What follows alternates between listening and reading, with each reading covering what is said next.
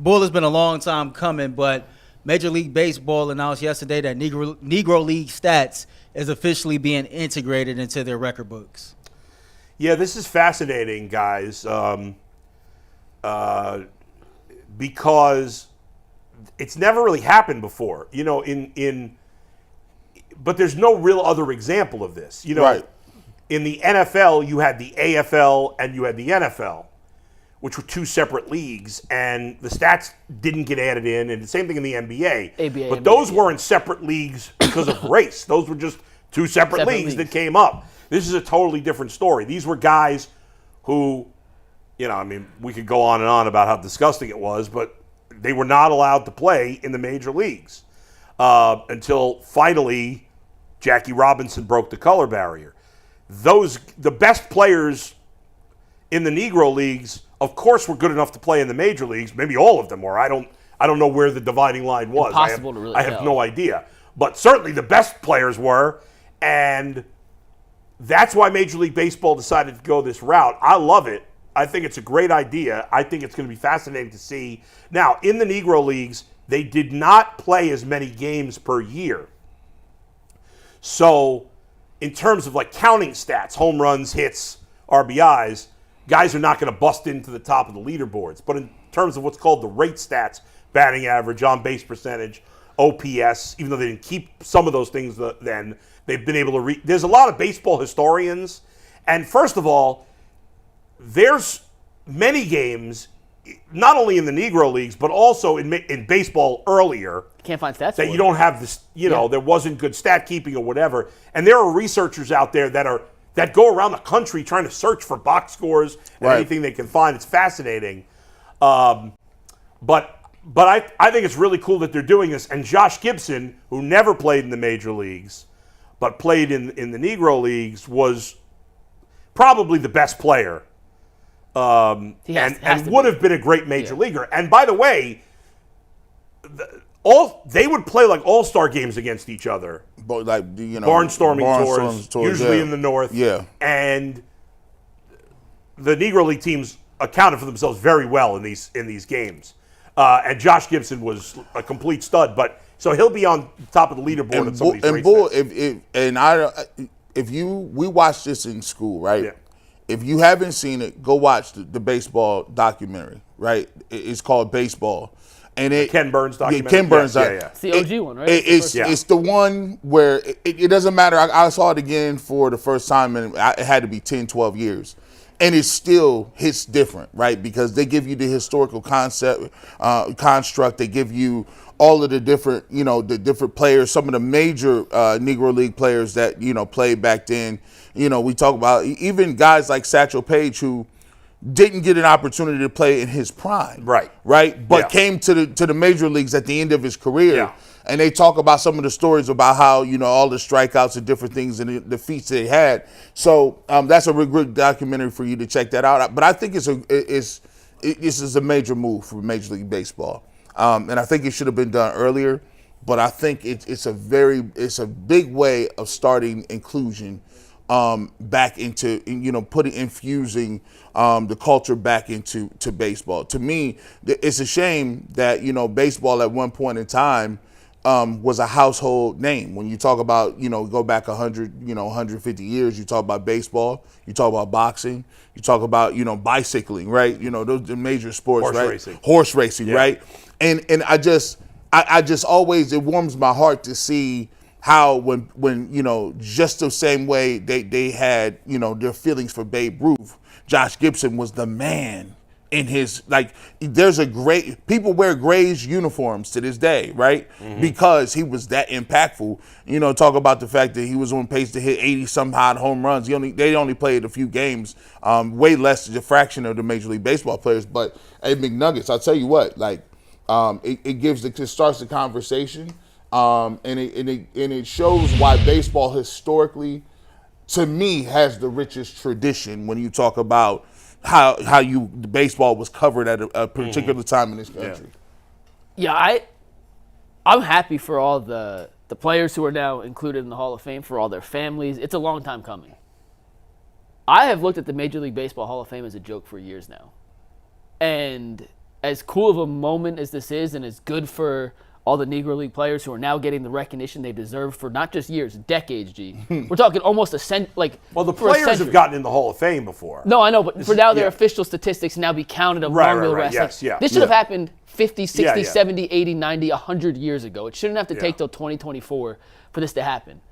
But I just look at the Baseball Hall of Fame, the Major League Baseball Hall of Fame as a joke. In totality, they don't have the steroid players, the steroid era players. They didn't have statistics from the Negro Leagues up until right now. That is so wild. Like, I want to celebrate this because it is worth celebrating the fact that to everything you just said, G, the inclusion's important. It brings back and ties together the history of the great game of baseball to some of the initial pioneers of the sport. But I'm not celebrating the Major League Baseball Hall of Fame.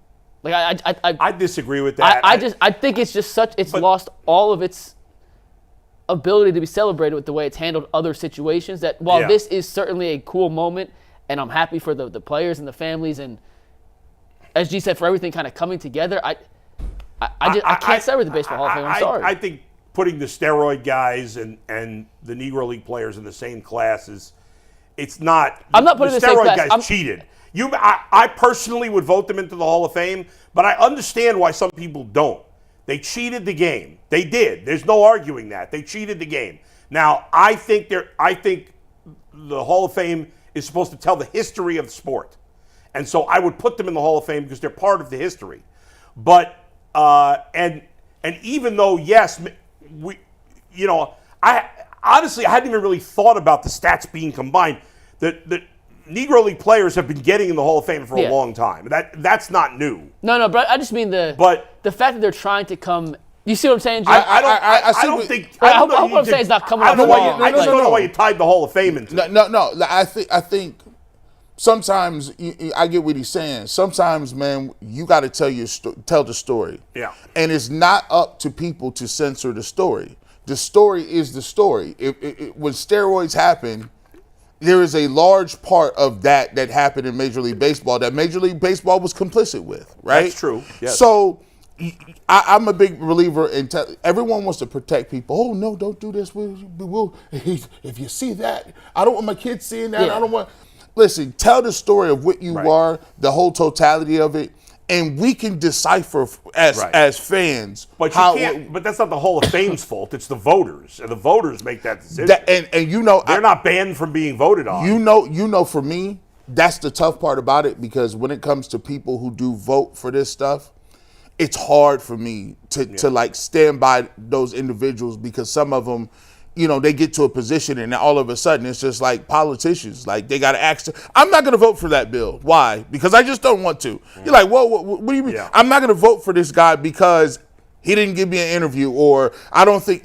I just think that taints it a little bit to a point. Now, you do have to have some of those guys, because at the end of the day, there is a historical part of it, right? And there are people who are historians who devote half their life to figuring out what happened in the Negro Leagues and be in the past. But I'm kind of in agreement that, like, listen, put them in there. There's no reason Pete Rose and Barry Bonds and these are your best players. Well, Pete Rose is not eligible for the Hall of Fame. That's crazy. That's a different story. That's a baseball decision. That has nothing to do with the Hall of Fame. He's been banned from baseball. Yeah. The writers can't vote on him. The other players. He's right. I laugh because like, it reminds me of Roman times. We will strike you from the record. Your lineage will die here today, sir. Yeah. They took away Reggie Bush's Heisman. Like that's wild. Forget who won the Heisman in 2004. Come on, man. That's why I laugh, because like he's your number one hitter. Like, he has the most hits ever. Your home run champion has the most home runs ever. These are the two stats that we know. G's doing a better job explaining my point than I was. Yeah, you did a terrible job. No, it's terrible. It just was not my best. But if you're going to tell the whole story of baseball, tell the whole story. And it just feels almost like it's slap in the face to now. It's like, oh, hey, now this part of the story deserves to be told. I just think I don't think anything's changed in the Hall of Fame with this inclusion of the stats. I just think you're misrepresenting that. The steroid stuff is fine, but I don't think it has anything to do with the Negro Leagues. The Negro Leagues have been honored in the Hall of Fame a lot. So, and players have been in, and it's not like baseball Major League Baseball and the Hall of Fame are separate entities. Major League Baseball doesn't run the Hall of Fame. Let me ask you this question, though, Bull. Yeah. More than anything, Yeah. if you look at the three sports, Yeah. when it comes to the numbers, which matters the most? Baseball. Although not as much since steroids. Yeah, okay. Because we don't think I couldn't even remember how many home runs A-Rod hit because I don't care about the records as much anymore. Like in baseball, yeah, like that means something. Like the when we numbers, were kids, it certainly did. Because here's the thing: how do I know? How do I gauge whether Josh Gibson was better than somebody else? Yeah, if I've never seen him play, I got to look at the data. Right. And if the data is not included or made readily available. Right, but that has nothing to do with the Hall of Fame, is all I'm saying. No, it's not the. It's, yeah. Again, Major League Baseball. It's the story of baseball. Right, and that had always been acknowledged in the Hall of Fame. It had not been included by Major League Baseball in their statistical reference, which was wrong, and that's been corrected. I don't think we need to knock the Hall of Fame for that. No, I think sometimes, see, you are a baseball historian type guy, figures. Like, so you know the difference. Like, for regular laymen's, we feel like Major League Baseball and the Hall of Fame is one and the same. Yeah, I get it. That's what you thought. I think that's what most people think. They do a great job at the Baseball Hall of Fame, and I don't think they're to blame for the writers, and I don't think they're to blame for Major League Baseball not adding these. Well, they have. If you go, I've been to the Hall of Fame a number of times. I used to go every year when I lived in that area, and there were always like tributes to the Negro Leagues, tributes to women's baseball. They cared about all that stuff. And I guess technically they are separate entities, and I'm kind of piling them into one. But when you think about the record books, where are the record books? And that, yes. And in theory, even if they're not physically in the Hall of Fame, I kind of tie the two together. And you're right, maybe that is bad job on me. It is bad that baseball took this long to do it. Yeah. It is. And it's about time that it happened. It makes a lot of sense. I'm glad they've made the change. And can I say one more thing? Yeah. I want everyone to know, I'm very happy this is happening. It is good for all the players, their families, all the grandkids and the great-grandkids. This has nothing to do with my bigger picture is this should have happened a long, long time ago. Yeah.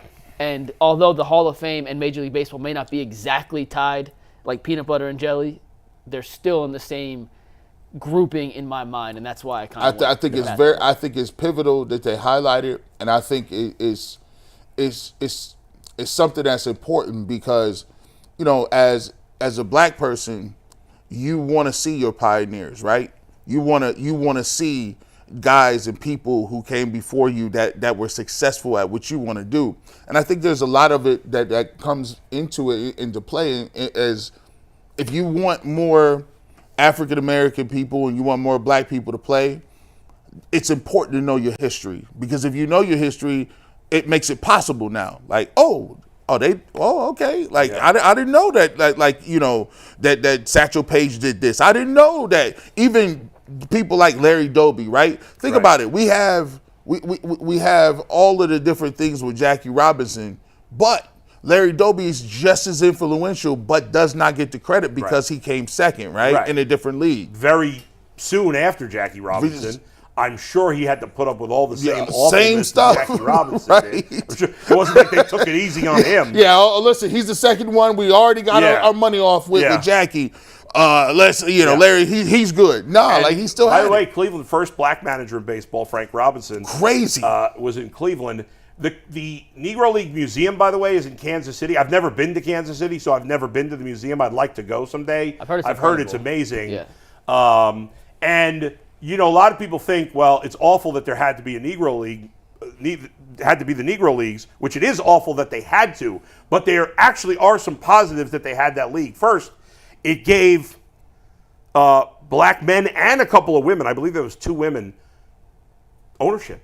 They owned the teams. And so it was a chance for people in the black community at that time to make some money and have ownership of teams. So that was a positive there. And it created some opportunities for writers and that they would not have had the same opportunity in Major League. It sucks that was all the case, but there were positives that kind of came out of them having that league. In a good world and what the world should have been, those same opportunities should have happened in Major League Baseball, not only for the players but also for writers and owners and stuff. But at least, obviously it's a shameful time in our history, and I think, and I've said for years, that Major League Baseball needs to do a better job in the black community of encouraging more kids to play baseball and making it so much easier to play, football pickup or basketball pickup because you just need the ball. Yeah. You don't need equipment with baseball. You need a bat, you need a glove. And you can These things are expensive. 1-on-1, 2-on-2. It's really tough to play 1-on-1 baseball or 2-on-2 baseball. And the number of black players in baseball has been on the decline for years. I was just talking to my dad about this, right? And he was saying how it's not just the inclusion factor of getting more black people to play or getting more people in the inner city interested in baseball. Baseball has gone underground. And what I mean by gone underground is if you were a kid that was 8 years old right now and you were interested in playing baseball and you grew up in the inner city, who could you reach out to find out where you play? What team could you be on? Is there an inner city league? Is there like now it's you play super elite baseball. You go, you train your kid, you take him to a trainer. You get him in there. You try to get the hey, can he throw left-handed? Hey, he's a pitcher. Can he hit? Let's get him in these batting cages. Then as you get through the batting cages, you see the coaches. The coaches say, hey, it's a fall travel league that's coming up. It's about $2,500. You get your kid involved. You're like, okay, let's do it. Yeah. If you want to play baseball today and you like 9, where are you? It's unwritten. Yeah, I mean, you gotta have people search it out. I mean, I know in my town we have Little League. Mm-hmm. Right. Kids that don't want to spend families don't want to spend crazy money. I mean, for Little League, I think I want to say $150, which is not crazy. I mean, no. It's 16 games plus playoffs plus uniform plus it's pretty reasonable practices, and I mean that's not crazy. And I am part of a group of guys putting together we're calling it fall baseball, but it's really late summer baseball league in Rocky River. But we've made unlike Little League, which it's only kids from Rocky River, which I'm trying to change. But in our league, which I'm one of like the board members of for this fall league. We're doing it through the rec center in our town, but it's open to all kids from any town. The kid, if you don't live in Rocky River, I think you got to pay $10 extra, but it's reasonable. I think it's only like $110 or $120, and it's really cool because every team has a major league team and a minor league team, and the kids going to learn together. That's how we did it. Yeah, so I have. So I'm going to be coaching both teams in this, and I have 22 kids on my team, and I already know 19 of them because they're either kids I've coached before or they're friends with my son. So it's really great, and I already know all of these kids. But yeah, I mean, I don't know in the city of Cleveland what it's like. The Guardians have their inner city team, but I don't even have the slightest clue on how you get involved in that. I know it's a couple different stages. Like there's a younger group and an older group, but I couldn't even begin to tell you how that process starts. It's funny. I guess it was after the George Floyd incident. Actually, you and I spoke on the phone. That was wild. That was crazy. That was crazy. I remember that conversation like it was yesterday. Yeah, that was good. And soon after that, I was like, what can I do? Like, what can I do as an individual? And I was like, well, what do I know the best? Like, and I'm like, okay, radio. Well, I don't know. I mean, I don't know. What am I going to do with that? And I thought about baseball, and I was like, maybe I can start an inner city league or something. And I didn't even know where to turn to, like, start the process. Right. I actually called the Cleveland chapter of the NAACP. I don't know why I decided to do that. Just the thought of that. He went all the way up top. Yeah, I was like, straight to the president. I said, let me call the Cleveland chapter of the NAACP and get the ball rolling. And he was like, hey, Al Sharpton, this is Adam the Bull. He was like, at least your heart was in the right place. Yeah. That's what counts, though. That's what really matters. It didn't happen because I didn't connect with the right people, and I didn't know. And I don't even know, so I don't know. I don't know what. Do you know anything about baseball in Cleveland? Earl? I can tell you this. Growing up as a kid, I played Little League baseball. My brother did. And it's not something that you see black kids playing like you did mid-90s, early 2000s. It seems like that a game that we all kind of grew up loving, we kind of got separated from. And it seems weird because I grew up as a diehard baseball fan. I played baseball, and this is the closest relationship I have with the sport that I've had in a long time. Right. You know, my dad, when I was growing up, I played baseball since I was 6 years old. Yeah, your dad loves baseball, and he watches every single Guardians game, all of them. Like he's one of them dudes that be at the game but had the radio on too. Oh, that's I'm old like, school right there. And he, you know, he would have me keeping the books. Yeah. And so basically, like I grew up, and basically when I got to be about 12, you go onto the traveling squads and you go play. And I played for a really good traveling team. And then when I was 14, he was just like, yeah, you playing for my team. And I'm like, what? I'm playing for your squad. Well, you ain't got a team. So we used to say we started a team. He went to the Urban League. Right. He went to the Urban League and was like, yo, I want a grant to start a team. And so all of the fees was paid for. They got us they got us bats and everything. And we would laugh because our uniforms didn't have names on them. They just had numbers. And we was like, yeah, these is the old school Negro League jerseys, right? But he got everybody that wanted to play, everybody that was out of the projects. And he would pick every single person up. And he was like, look, man, you got, you know, you had a father, you know, you can. I need you to help you show you how this is done. Like, you know what I'm saying? So I used to keep score, and you know what I'm saying? He would be on me all tough because he couldn't be on those other guys tough. But the guys that ended up playing, we ended up having 4 guys play baseball, 5 guys play baseball in high school all the way through. And then we had 3 guys who ended up playing baseball in college, which was like one of the biggest accomplishments ever because you went from not even having not one black guy on the baseball team in high school to 3 that went to college. So that was dope. By the way, if there's anybody out there watching who knows where I can turn to help, did somebody reach out? No, I was going to say this. Shout out to Only One Zay. The chat is going crazy like always, but he gave you a compliment, boy. He said the best side of Bull always comes out when it comes to kids and baseball. So shout out to you. Fact. But they heard you. I'm pretty sure if they got some information, if there's somebody that can tell me where to turn, because I'm enjoying what I'm doing. I'm very involved with baseball in my town, but I'd love to help other kids that don't have the infrastructure. You know, in Rocky River, we got a lot of people. You know, I could help in other places, and I love being involved with youth baseball. And if there's something I could do to contribute to a program in the city of Cleveland, reach out to me somehow. Email me or send me a direct message on Twitter or reach out to Mike or Earl, and they'll get in touch with me. And I would like to do what I can. Get the ball rolling there. So anyway. All right, we'll leave it there for now.